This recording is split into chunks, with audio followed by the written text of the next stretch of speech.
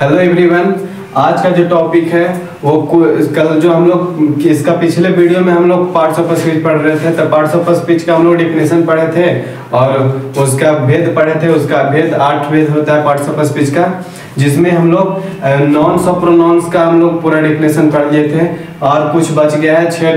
6 को भेद उसका बचा हुआ है, उसका डेफिनेशन देख लेते हैं। तो फर्स्ट में जो एडजेक्टिव लिखे हैं, एडजेक्टिव मतलब होता है विशेषण।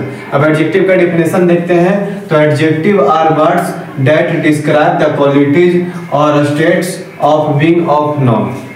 यानी बोलने का मतलब विशेषण वे शब्द है जो संज्ञा के गुणों या अवस्थाओं का वर्णन करता है। यानी कि जो भी संज्ञा है उसका गुण बताता है या अवस्था बताता है कि किस टाइप का वो चीज, कौन सा काम किस टाइप का हो रहा है, वही चीज हम लोग एडजेक्टिव बोलते हैं। यानी एग्जांपल में सी इज एन होनेस्ट गर्ल, यानी वह एक ईमानदार लड़की है। अब इसमें वह लड़की है लेकिन कैसी है? ईमानदार लड़की है। जो ईमानदार वर्ड आया है यही आप लोग का एडजेक्टिव होता है।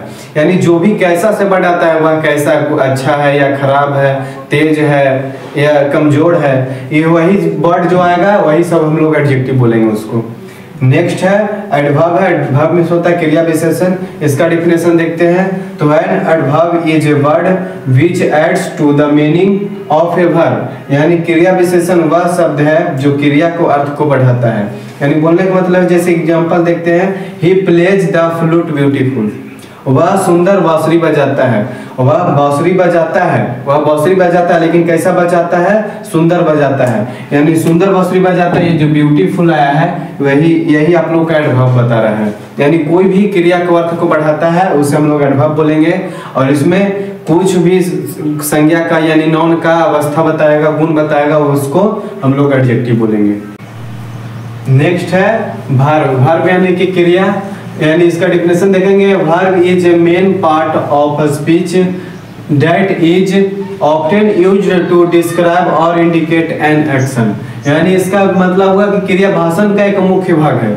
क्रिया जो है भाषण, कोई भी स्पीच देता है उसका एक मुख्य भाग है, जिसका उपयोग अक्सर किसी क्रिया का वर्णन या संकेत करने के लिए किया जाता है। यानी कोई भी क्रिया में, यानी किसी भी स्पीच जो बोलता है उसको हम लोग वर्णन या संकेत करने के लिए किया जाता है।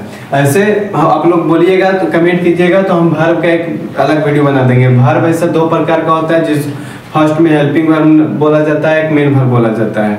बताएंगे आप लोग अगर जो कमेंट कीजिएगा तब। इसमें है जैसे सी इज ड्रिंकिंग वाटर। अब यहाँ पर जो है इसमें हेल्पिंग वर्ब का प्रयोग होता है और इसको मेन वर्ब बोलते हैं। तो जो वर्ब का बात हो रहा है वो मेन वर्ब वाला बात यहाँ पर लगाएंगे। यानी जो इसमें वर्ब कौन सा हुआ, तो यहाँ पर ड्रिंकिंग हुआ। ड्रिंकिंग जो है वो वर्ब हुआ। यही संकेत दे रहा है हमको। क्या संकेत दे रहा है? कि वह पानी पी रही है। इसमें जो मेन वर्ब का फोर रूप लगता है। ऐसे कमेंट आप लोग जरूर कीजिएगा कि वीडियो बना दे वर्ब पर कि नहीं बना दे। यही था वर्ब। नेक्स्ट है प्रीपोजिशन। प्रीपोजिशन यानी कि संबंध सूचक होता है। इसका डेफिनेशन है, a preposition is a word that tells you where और when something is in relation to something else. यानी बोलने का मतलब है संबंध सूचक एक ऐसा शब्द है जो आपको बताता है कि कोई चीज किसी और चीज के संबंध में कहां और कब है। यानी इसका बोलने का मतलब है कि आपको कोई भी ऐसा चीज बताता है कि कोई काम, यानी कोई भी चीज या कोई भी सामान कहां और कब रखा है, तो उसे हम लोग प्रीपोजिशन बोलेंगे। जैसे इसका एग्जांपल है, Rohan is sitting on the sofa. यानी रोहन कहां पर बैठा है? सोफा पर बैठा है। जो ऑन जो हुआ यानी पर जो हुआ, ये हमारा प्रीपोजिशन आया है। यानी कोई यहाँ पर इंडिकेट कर रहा है, कौन चीज इंडिकेट कर रहा है कि कौन सा सामान कहां पर या कहां ये बैठा है। तो सोफा पर बैठा है। जो पर हुआ, ऑन जो हुआ, वो हमारा प्रीपोजिशन हो गया। नेक्स्ट है कंजक्शन। कंजक्शन यानी कि संयोजक। यानी conjunction are words that join together other words or groups of words. यानी बोलने का मतलब है संयोजक वे शब्द है जो दूसरे शब्द या शब्दों के समूह को एक साथ जोड़ता है। यानी 2 सेंटेंस को एक साथ जोड़ेगा, उसको हम लोग कंजक्शन बोलेंगे। जैसे एग्जांपल है, she is noble and kind too. वह नेक है और दयालु भी है।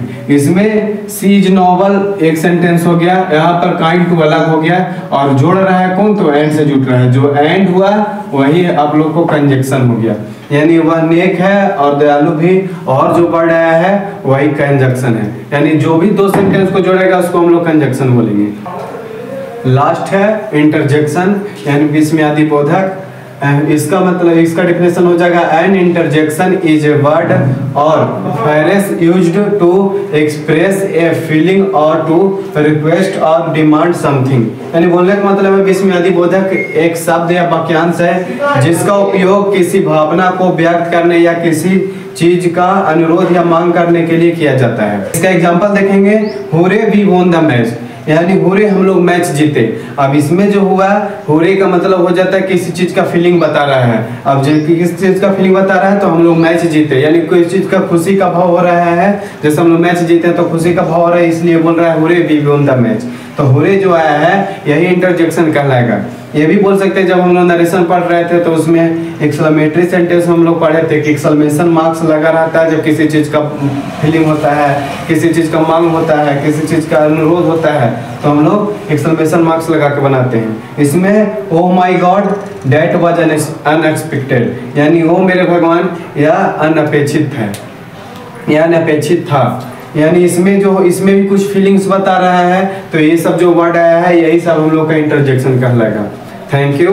बस आप लोग यही किया कीजिए कि मेरा जो चैनल है इसको ज़्यादा से ज़्यादा आप लोग शेयर कीजिए, लाइक कीजिए, सब्सक्राइब कीजिए, और जो भी डाउट रहता है उससे कमेंट जरूर किया कीजिए जिससे हमको पता चले।